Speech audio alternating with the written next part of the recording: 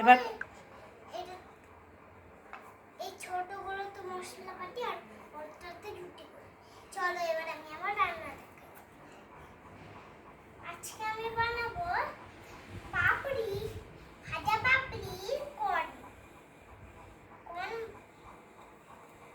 তখন আমি এবার শুরু করছি না। এই তোরা কান্নাকাটি করছিস কেন এখন থেকে? চুপ কর। রান্না করছি তো। একদমই কাঁপছে থাকছে তো কাঁপছেই থাকছে। আরে বন্ধুরা ওকে আর বলো না। ও এখনো কাঁদতেই থাকছে। খাবে সেই জন্য বিরক্তই করতে।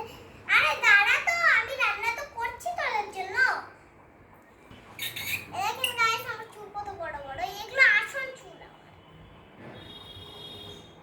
তাহলে এবার রান্না শুরু করি। এটাকে আগে ভেজে নিই। মশলা কোথায়? মশলাগুলো বেটে নিই।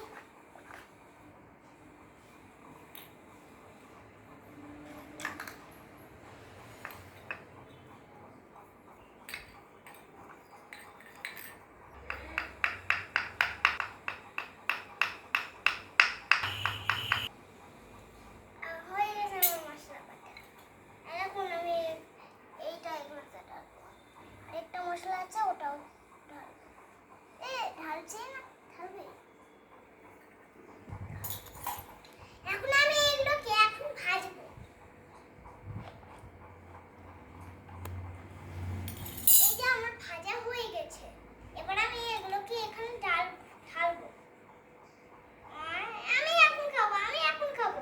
দাঁড়া রে, এখন বলছিস কেন আমি এখন খাবো? তোরা দুজনেই একসাথেই খাবি, দাঁড়া তো রে। আর বন্ধুরা এরা বলছে আমি খাবো, ও খাবে, এ খাবে। ওই জন্য বলছে, ওই জন্যই রান্নাটা করছি। এখন এখানে ঢালা হয়ে গেছে। এখন আমি এটাকে রান্না করব, ফ্রাই করব। আমার মতো আপনারাও বাড়িতে চেষ্টা করে দেখতে পারেন।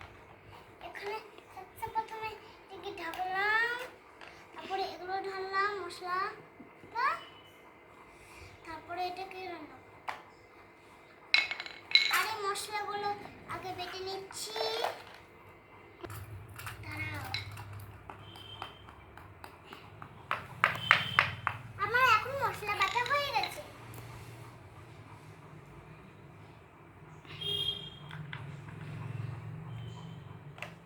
আমি এখন খাবো। দাঁড়া রে, এখন আমি করতে পারবি না। এখন আমি করতে হবে না রে।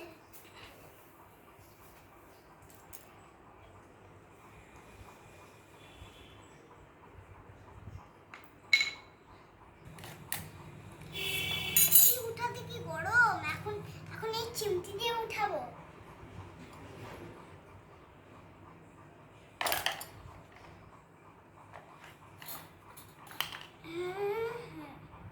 উঠেছি। এবার এটাকে প্লেটে ধরবো। দিদি খাবো। দাঁড়া। এবার একটু এগুলো দিয়ে দিচ্ছি। দাঁড়া, খাওয়াচ্ছি। রান্না হয়ে গেছে। নাই আরে দাঁড়া, বাচ্চা ভাই বোনকে খাওয়ানোর জন্য একটু নেওয়া হবে। কি রে, খাবি? ইয়েস।